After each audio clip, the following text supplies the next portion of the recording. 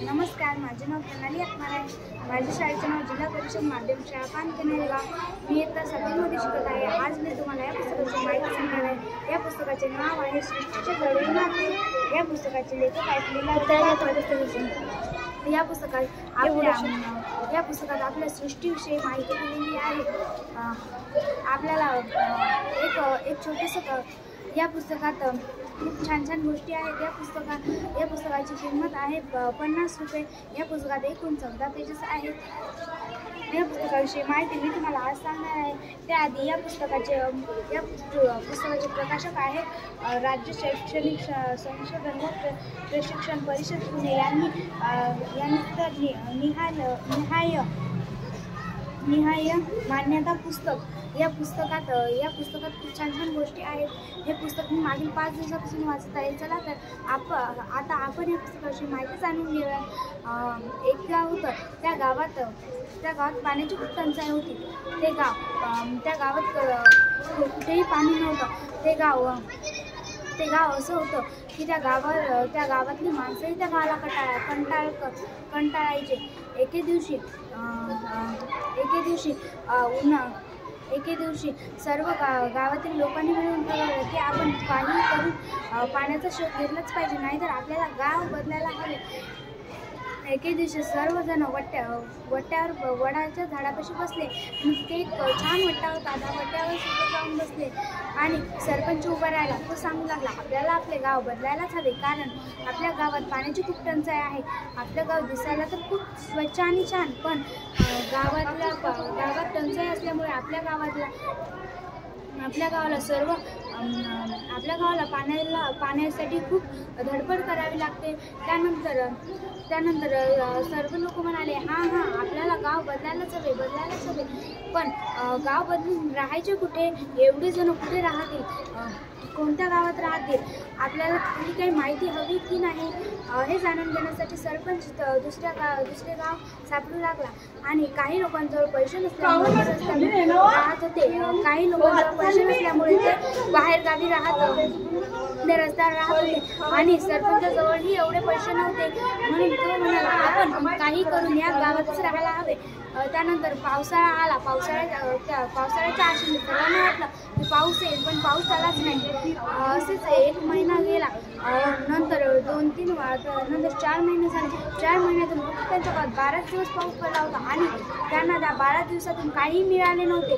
12 दिवस पाऊस पण असा पडला की त्या पावसात थोडंसं घोटभर पण पाणी मिळालं नव्हतं। त्यामुळे सर्वजण खूप नाराज झाली व देवाला काहीही म्हणू लागले। ते म्हणत होती की देवा, तू आमच्यासोबतच असा का करतो? आमच्याजवळ एक पैसे पण नाहीत आणि पाणी पण नाही। पाण्याची गरज आम्हाला खूप भासत आहे। त्यानंतर एक माणूस बैलगाडी घेऊन जात होता। त्याच्याजवळ पाणी होते। त्याने ते पाणी दुसऱ्या गावातून आणले होते। त्याची बैलगाडी फसली व तो म्हणाला, कोणीतरी माझी बैलगाडी काढून द्या। आणि कोणीही त्याची बैलगाडी काढत नव्हतं, कारण सर्वांनाच पाण्याची गरज होती आणि पाण्यामुळे त्यांच्या गावात खूप कुजबूज चालत होती।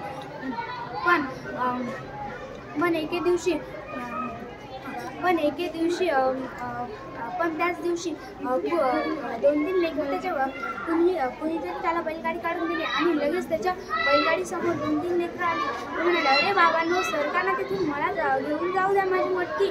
यामध्ये खूप पाणी आहे, मला पाण्याची खूप गरज आहे, म्हणून मी हे पाणी घेऊन जात आहे। तेव्हा ते लेकरं म्हणाले, हां सरकतो। आणि ते लेकरं सरकले। तो म्हातारा माणूस बैलगाडी घेऊन जात होता। लगेच त्याच्या वाटेत काही ना काही येत होते। नंतर त्याच्या समोर एक दगड आला। त्याने तो दगड काढला आणि त्याला निघाला। त्यानंतर लगेच त्याची एक मटकी सुद्धा फुटली। त्या मटकीत खूप पाणी होतं, म्हणून तो म्हणाला, एक मटकीभर पाणी सांडलं, आता मी काय करणार? मटकी मला तर आता पुन्हा घेऊन जाता पण येत नाही। या सर्व दगडामुळे आणि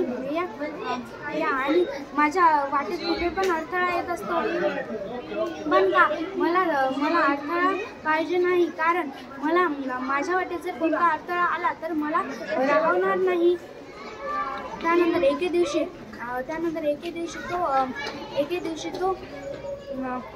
एके दिवशी तोच माणूस पुन्हा पाणी आणायला गेला. पुन्हा तसंच त्याच्यासोबत झालं. तो म्हणाला, तो देवाला म्हणाला, मला तर असं वाटते की मला देवाला असं वाटते की मला पाण्याची गरज नाही. म्हणजे की माझ्या वाटेत तो अडथळा आणतच असतो. नंतर त्याने एके दिवशी त्याच्या गावातल्या 2 माणसांना विचारला.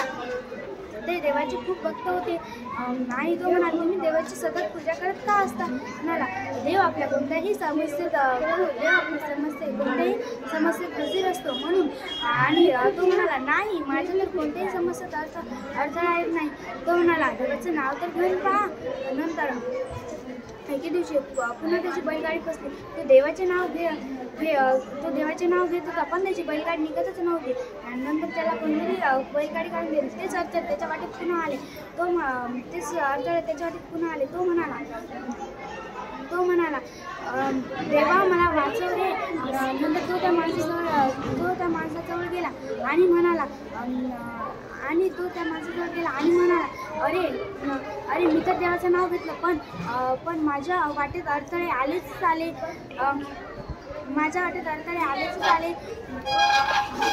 धन्यवाद.